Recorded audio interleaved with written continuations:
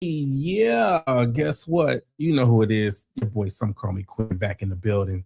And it's serious when I'm hooded up. When I got the black hoodie on, you know what I'm saying? You know it's real. So look, this is a quick episode. We in and out with it, but there's some things we had to talk about that was on our mind, on our chest. You see the title was Chicago versus everybody. So we got some things we're gonna talk about. Before that happens, let me bring my main man to the stage, my Ace Bull Coon. Hey, sir, where you at, baby? Yo, I'm right here in the cave, man. I when you told me we was gonna go over some of these topics, it was like you was reading my man because some of these things were just like agitating me so bad, bro. I really Yeah, can't wait to dive in on some of these things. yeah, it had to be done. It had to be done. So let's hop into it first. Before we dive into it, this actually just happened today, this morning. So this was unexpected that this happened. So we're gonna Ted Turner, founder of CNN, died at the age 87 today. Yeah. Only reason I'm really shouting him out to him because he gives for me what he gives to the culture, WCW and WC, the NWO. WCW and the NWO. Without this man, I wouldn't have my Hollywood Hogan, bro. So yo, I know that's the only reason he getting the shout out. it's the only reason Billionaire Ted is getting the shout out. But it was some of the best stuff with WWE versus WCW, man. It was some of the best, craziest things, and this man is the reason why. So, hey, I ain't got much to say else than that. R.I.P. You know, you put me through a couple things in my childhood, so I appreciate you, sir. Hey, Hey, in and out. the hot take I will say on Ted Turner is he had him a nice wife, Jane Fonda. Jane Fonda, do the Jane Fonda. Yeah, He had a good Jane wife. Fonda. Yeah, okay. Hey, I'm sure he had more that we don't know about. We don't know about, but hey, we talked about. Don't date a celebrity. All right, moving on. So I don't know if you heard about this, but Key and Peele's randomly in the news.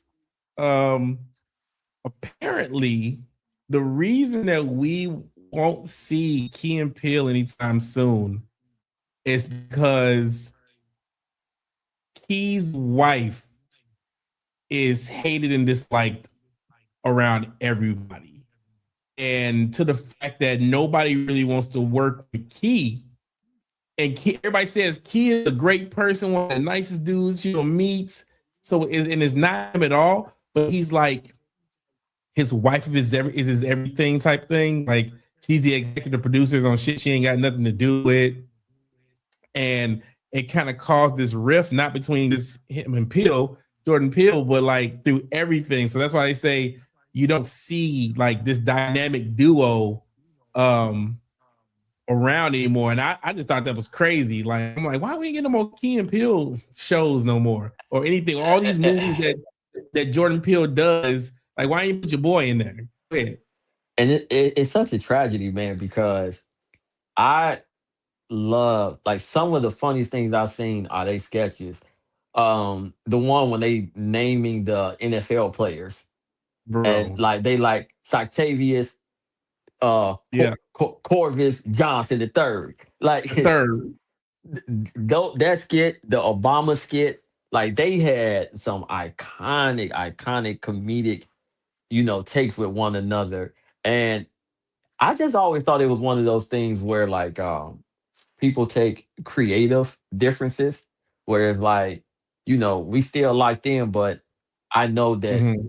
the objective you have right now, you're ready to go. So I shouldn't be here trying to hold you back because I'm not in that place. This was all new to me. I had no idea that it was like beef and static with homie's wife like that. I Yeah. I, I That never knew how that his wife looked until today. Yeah, no, I didn't know till last night. Like this just came out of nowhere. It was just like, hey, you know why Jordan Peele don't rock with Michael Keegan? I was like, damn. But hey, I've seen it before. I've seen it. So I've seen people get into relationships and that person, don't want them to do the things they used to do and do this, and that, and it messes up the whole scheme. But the problem is that once that spouse is gone, then you try to come back to the fold, and and it's like, nah, get out of here. Like we ain't on that right now. We are Yoko not on. Ono. Yo, come on, she's the goat.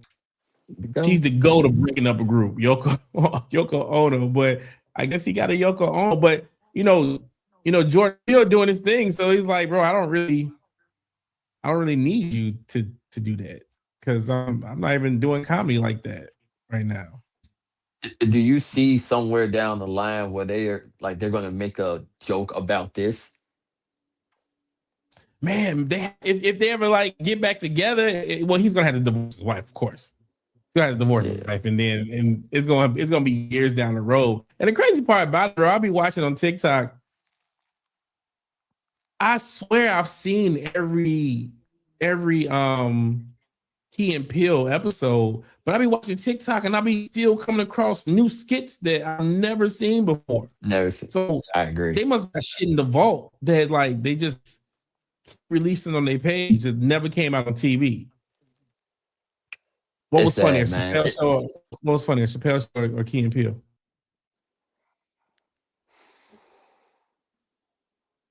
I'm gonna catch a lot of slack for saying this, but Key and Peele, because to me, the Chappelle Show had like one really good season.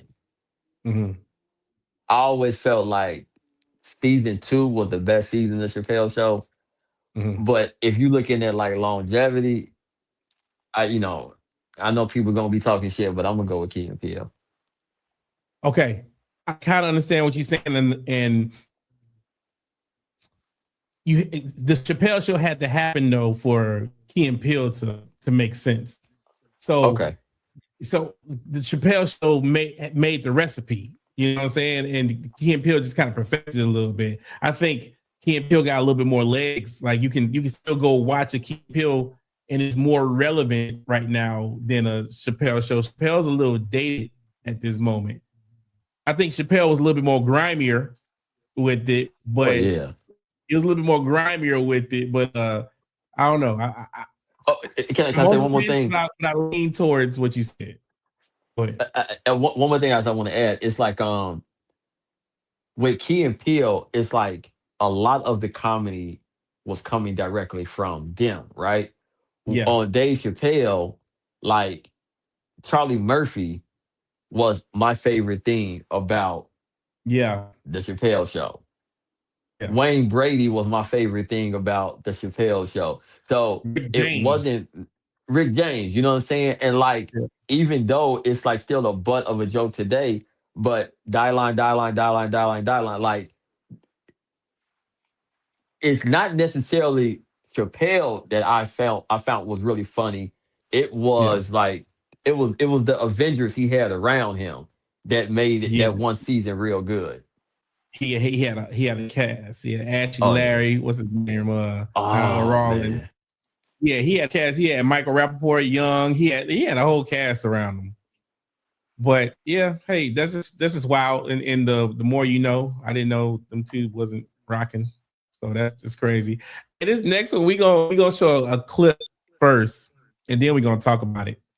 A couple of days ago, there was, I think this was in New York. It was in New York.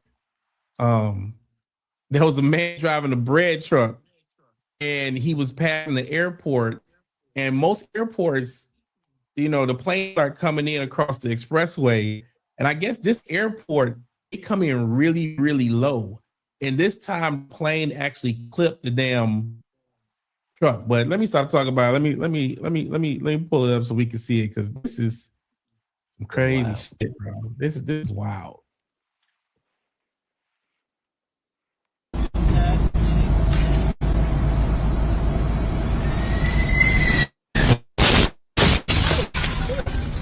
I will shit my pants.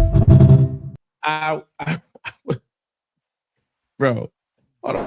One time for the people in the back. Hold on. One time for the people in the back on that. Because I would have. Singing. Look at that. That is a goddamn airplane. Bro, that's at Newark Airport. It really, bro, they really be coming in slow like that there. Yo, it's only funny that that's a picture of it. That's a picture of the wheel. Luckily, it just hit the trailer. But that it's only funny because nobody got hurt. Nobody got hurt. But imagine you doing your damn job, and he looked up. It's a bird. It's a plane. Oh shit! It is a plane. It's a fucking plane. This sounds like a GTA mission. Like this, this don't sound real. You can only imagine the amount of skits that's gonna get done with this. Homie ain't never gonna have to work another day in his life. United is giving me a plane. They giving me a plane. This is how Soul Plane is created. This is how Soul Plane is created. This is the making of Soul Plane. This is real. This is real life Soul Plane, bro. It's fucking wild. This is wild. Play it one more time, bro. Play it one more time, please. Please play it one more time. Play it. Okay, this is so funny, bro. Let me rewind it. This is crazy. Oh god.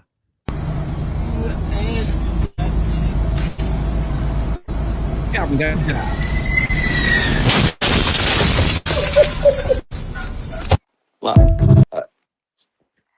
Bro. Soul Plane. Part 2. Part two. Calvin got a job. That's man. Oh my god. Yo, again, only laughing because nobody got hurt, y'all. Don't sue me.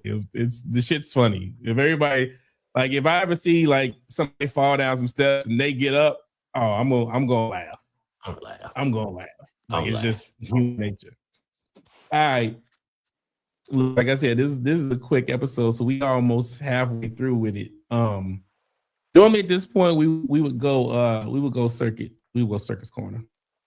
But we're gonna change it up to say, because I got some shit I want to talk about. We're gonna go to the Book of Quinn, man.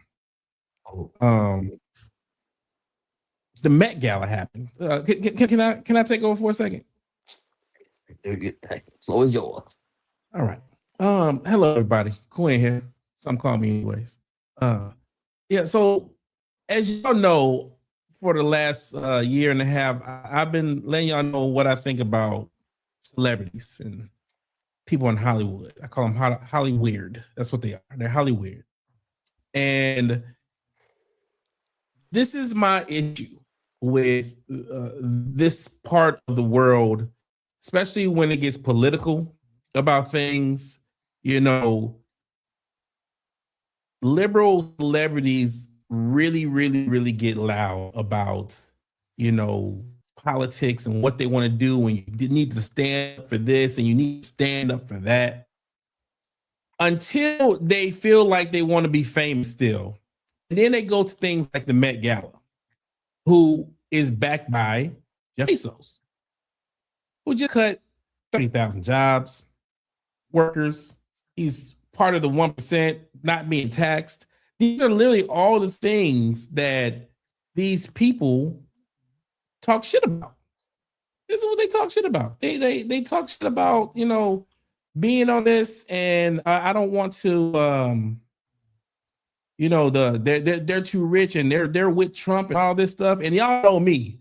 I know I don't rock Agent Orange at all, but I will call a spade, and a hypocrite. You got all these people that's going to these Met Galas every year because being famous is more than standing on what you believe in or what you say you believe in. Like, it's a bunch of total hypocrites. With you got look at this. They go to these things dressed like clowns, but then at the end of the day, they want regular folk to take them serious. I can't take somebody serious that's so detached from reality they can advocate and they can, protest until the wheels fall off. But at the end of the day, they going back to their mansions. Gas is $5, $6, $7, depending on where you live at, $8 in California. They don't care because to them, that doesn't mean anything. You're not the common man. And they only advocate until they don't have to and they can go outside and play because the world is just monopoly to them. So I just need all these dumbass Hollywood celebrities. Make your movies, make your music. Stop with the old politics shit. Leave that to the common folk. Let me yell about it. Let's see yell about it. Because at the end of the day, y'all really don't give a shit. Y'all just faking the funk, trying to pretend like y'all with us, but y'all not. Y'all over there. Y'all not over here with us. Again, y'all don't care that the gas goes up because you got a $200,000 Tesla anyway, even though you claim you hate Elon Musk. So let's just be real about it. And that's my 2 cents. That's my one and only Book of Quinn. I'm glad that you you decide to eviscerate these individuals. I don't remember what year it was, but I think it was Lady Gaga. She came with a meat dress, like raw A meat. meat suit. Meat suit. Okay. So it's like we complain about feeding the starving children, and you want me to sign up for $6 a month so I can feed this child that I don't know. But you could spend over $6,000 on rancid meat to get a reaction by the tabloids and the camera crew and whatnot. And the thing I really, really can't stand about the Met Gala is when you could tell like a R&B or hip hop artist just got like their first top 20 single and they're invited to the Met Gala and then they're wearing some like obscene thing. I think one year it was the first year Doja Cat was invited. Like she was dressed up as a cat, right? It's like you do know that the Wizard of Oz is laughing at all of you clowns when Yeah. he's watching all of this on his screen and he's just sitting Yeah. there like, look what I can make them do. Look at that. Look what I can make you Yeah, do. we still control them. Auntie Jennifer Lewis said she posted last night. Taraji posted and then Jennifer Lewis posted, and she's like, she said, how famous do you have to be? Like, you're already famous. Like, how famous you have to be like to even just throw your morals out the door. Like, I can understand if you was pro that, you know what I'm saying? Like if you rocking with Bezos, you rocking with Trump and all them, okay, cool. Hey, show up. I ain't got no problem with it. If that's what you do, but don't do that and then tomorrow go out and start trying to bash them. No, you clearly don't care. You clearly don't care. Like don't care. Like you're a part of the problem. You're part of the problem. Anywho, Hollywood, man. I don't like Hollywood. it. I love LA. But I hate the Holly weirdos, bro. I hate it. Oh, move on. Mess up my stuff. Anyway, man, sad day. It was a sad day this Saturday at 2 a.m. Whew.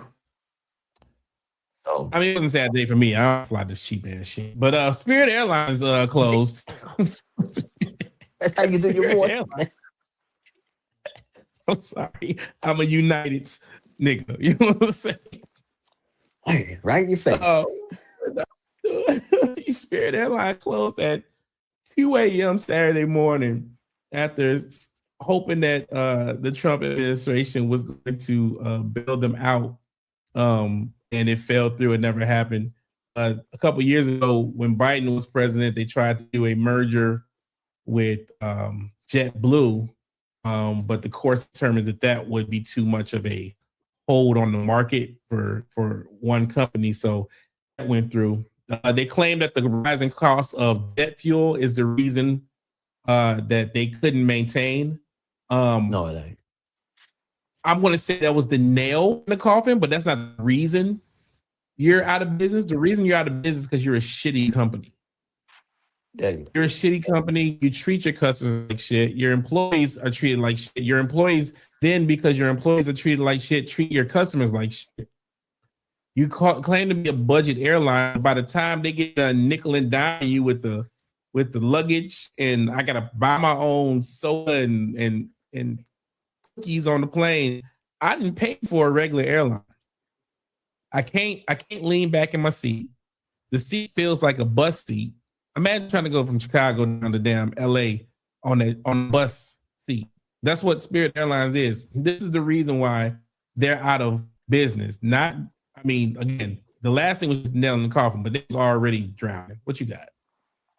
Yo, bro. Okay, so years ago when I was an assistant for DJ Clue, if it was like a last minute flight that needed to be booked, he would say, yo, just give me something on Spirit, right? Right. And it the only way Spirit can serve you is if you are sitting in the first row. That is the only way you're going to have a complimentary nice flight. Outside of that, if you go on Google and you type in Spirit Airline flights, you're going to see hundreds of YouTube videos and TikTok videos of chicks either going to get a BBL or coming back from getting a little funky stinking BBL, fighting in the airport, fighting on the on the actual plane. They were catering to a low vibration demographic. So yeah, by doing that, why would you like? What in your right mind would have you thinking that the president would bail this airline out when this airline doesn't even speak to his audience? He can give two shits about wanting to help Spirit. right. They get exactly what they asked for. They charged me $8 for some chips and salsa. I was an award member. Okay, I had a lot of points, and guess what? Them points don't mean shit now. Points gone, man. They gone. Gone. Fuck your points. That's what they said. Yeah, that's what they said. They got a big ass motorcycle past my house or some shit. It's all in the microphone. Yeah, man. And the last thing I'll do about Spirit, they was bogus for just, you knew this shit was coming. Why would you? They're all foul and they should be sued. I don't even. Can you sue a company that I guess that don't exist no more? But yeah, it'd be a class action suit. It's got to be. You left all these people stranded all around the country. Like, okay, I understand you got to go out of business, but you need to fulfill all the flights that are leased at like that day. Like that needs to be fulfilled. Now, anything after that day, cool. Don't book no more flights. Let everybody know in advance, in like 2-day advance. Hey, your flight's canceled. You can't tell me when I'm already out of the town and you can cancel me while I'm at the airport. That's crazy, bro. They canceled their flight insurance on Saturday. So the same day that they were like, no more flights, they canceled the insurance. So everybody, like what you just said, made 100% sense. Like, why don't we just honor these last remaining flights over the next 48 hours, right? That's it. But they so foul that they canceled their insurance. So they weren't even legally allowed to be in the air because the government owns the airspace. That's crazy. That's crazy. Well, RIP, Frontier's next. I hope they get Delta. You better. They ain't never gonna get Delta. They ain't never gonna get Delta. That's big D. You ain't never gonna get Delta, boy. Delta ain't worried about. Delta ain't losing no sleep over these little niggas. You think Southwest the next one, or you think it's Frontier and Alaskan? I ain't never gonna be Alaskan either. Alaskan is beloved on the West Coast. And their customer service is glorious. Frontier maybe, because Frontier ain't nothing but another Spirit. with a little bit better, but it's pretty much Spirit. Southwest, if they don't understand what their identity is now, they Yeah. better they better watch out because people on Southwest was going because hey, I had 2 free bags. Like that was the reason you went on Southwest. It made me drive all the way to Midway. I ain't nowhere near Midway, but I drive for them 2 free bags. And I can sit where I want to sit. And you can say what you want to say. But they didn't lost Not the no whole more. identity. They didn't lost their Yeah. whole identity now. Now they're just a regular airline. So if you're just a regular airline, then I'm gonna go to one of the main airlines. I'm gonna go American, United, or Delta. Like Southwest is gonna be my 4th option as far as it goes for it. So I don't know. I mean, like I said, this has nothing to do with me. I don't fly that shit. So moving on to the main event. Hey man, Chicago was topic of the town this weekend. Not only was it the topic of the town, it was a topic of the town with one of our homies. Mr. Mr. DJ Sean Mack got called out by Young Miami of all people. By Young Miami, while he was playing in the club. We have the video, so I ain't gonna even paraphrase. So let's go to the videos first, and then we'll come back to it. Okay.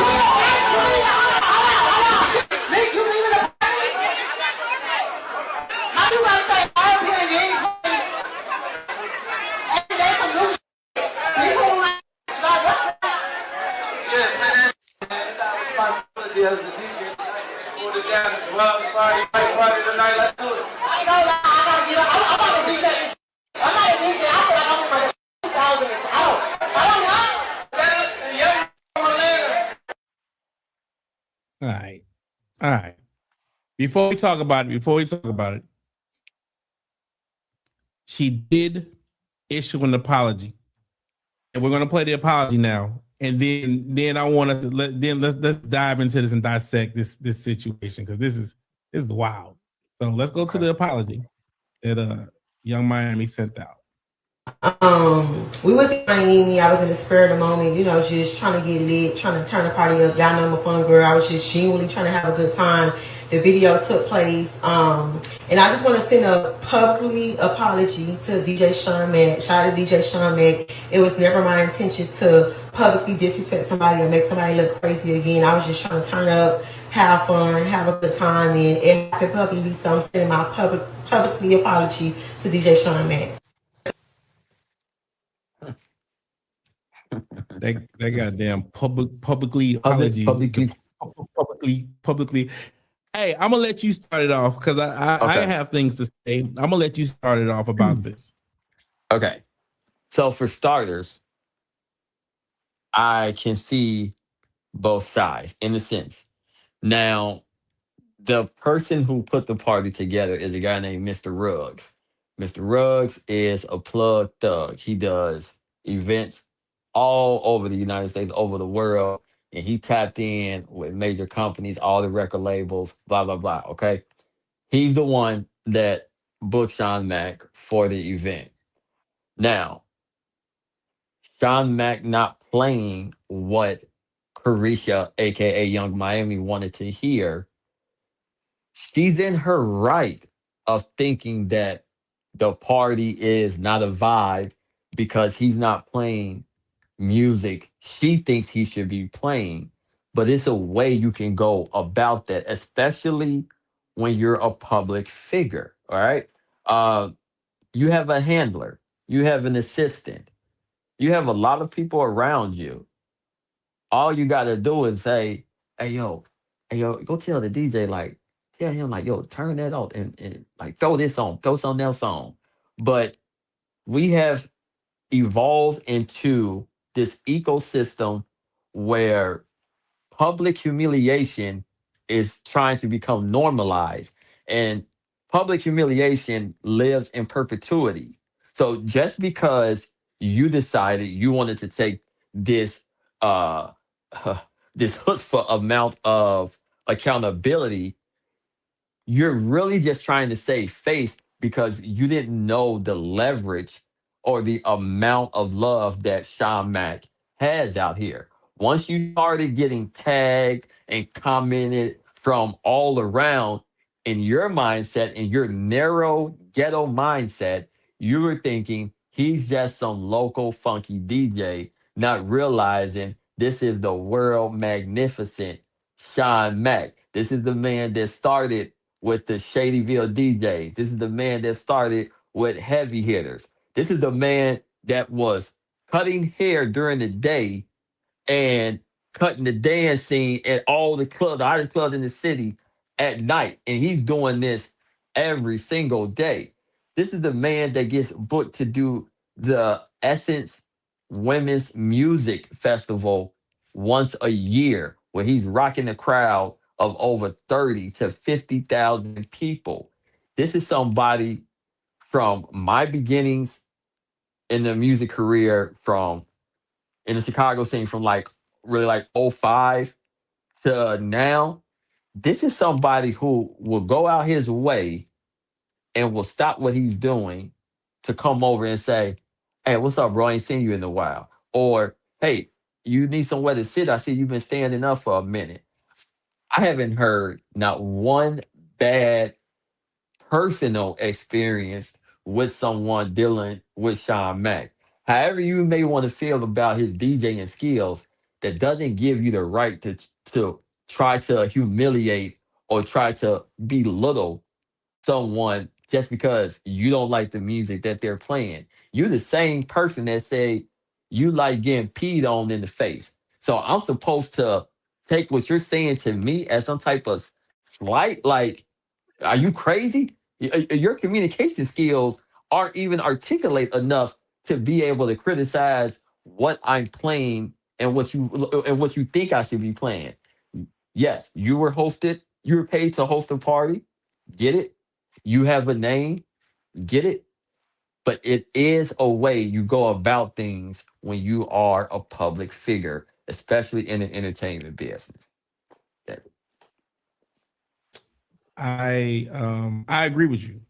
I agree with you 100% with it. So I'm gonna speak on a couple things. One, who the fuck is Young Miami at this point? Like, she wasn't the rapper of the group. She held it down when JT was in jail, but she's not the rapper of the City Girls.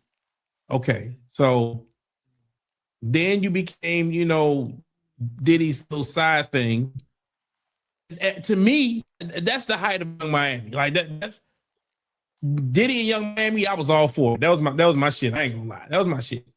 But after that, like, remember she tried to come with a song? I don't even know what the fuck the name of the song. Like, you're not a rap. Like, who are you at this point to get up on stage to try to shit on a DJ and their craft when you're not even good at your craft? Like, you don't have a leg to stand on when it comes to talking about somebody not doing what they need to do. No. Let me flip it. Because I've heard a lot of people talking about, Sean Mack, and he wasn't playing the right things, and maybe he needs to evolve his sets and shit like this. I'll tell you like this. Sean Mack is one of my favorite DJs. Not in just Chicago, just in general, one of my favorite DJs. Have I seen people know how to mix music better than Sean Mack or actually scratch and DJ better than Sean Mack? Yes. But Sean Mack, to me, is more of an entertainer. When like you said, when he does that Essence Fest, tell me how many DJs can leave the DJ booth and go to the front of the stage and rock the crowd without the ones and twos. Sean Mack is an entertainer. It's no different than booking I'm just gonna say a name. If I'm booking Busta Rhymes to do a concert, I'm booking Busta Rhymes to do Busta Rhymes shit. So if you book Sean Mack, you're booking Sean Mack to do Sean Mack shit. You knew what you were booking when you booked him. It's now. I don't think he's one of those. There are some DJs that like, okay, I need to come here, and if I go there, I got to play this for this crowd, or if I'm doing it for this crowd. When you have somebody like the crowd is coming to see him, so they already know what he's playing. Mac is in Houston doing the same shit he's doing in Chicago. In Houston, you feel like Houston or Chicago that weekend because everybody's there listening for that, for that set. Like, same thing with Ty. I be joking with him because Ty be spinning, and I'll say the song he's about to play before he plays it because I just know him. I'm like, you're about to play this. You're about to play this. I know what you're about to go to next. People have in their mind, they're sure they can throw in some new shit, but for the most part, it's a skill. It's their job. Like, hey, I know how to do this. I'm going to move from here to here to here, and that's why DJs hate. Hey, don't come over here requesting songs because you about to fuck up my flow and things like that. So I understand what she was saying, but she was very out of pocket for coming at him like that because she doesn't. Who are you you're a host. You're supposed to, if anything, help me amp up the party, not talk shit, not try to put this down talking about you going DJ. Oh, I almost called it the B word, but chick, you can't even rap, let alone DJ. And yo, bro, the thing that really fuels me is now that whole party, that whole event, it's not about the vibe of the party anymore. Now it's about the disrespect. It's about everyone reposting, retweeting, everyone giving their opinion on it just like we are. And this is how something gets more and more gasoline thrown onto it. This is how cancel culture lives on. Like, I believe it was the right message, wrong delivery.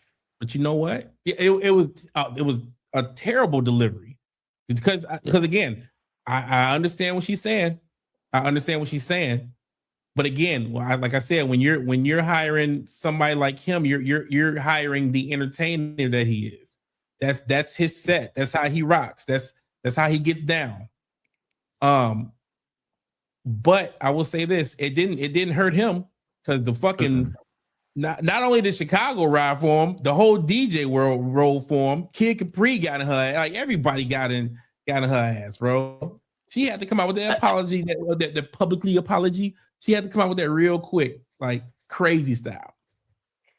Do I believe in on my closing part with her, and like I was saying to you before we started filming, me and Flawless was arguing about this for almost 3 hours, right? Yeah. Do I believe she's going to be castrated financially? No. Okay. Financially, someone like her will be able to rebound. But coming from a music aspect, especially being, and I know this because my daytime job is for Universal Music Def Jam, but she is a Universal Music artist. So I know the construction of her deal. I know what her metrics are. She don't need to be disrespecting not one DJ, bro. Like, musically, she's not at a place where she should be disrespecting any DJ publicly because she needs all of the assistance and support that she can get. Financially, she just waiting for Puff to come home. She waiting for Puff to come home so she can get her damn podcast back. That's what she waiting on. Carissa, music, please. Carissa, please. That was her lane. She should have stayed right there because music, it ain't it.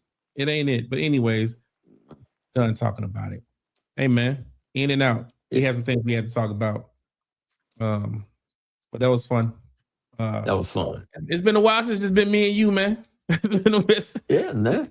We got to take it back to the You old see- school. You see how we stay on schedule? Look at this. It's under an hour. Boy, look, I didn't want to say it out loud, but we are. Look, the sun's still up. The sun's still up, boy. We still got shit that we can go do in the day. Hey, man. I rock with it, man. I rock with it. Hey, we wrapping up.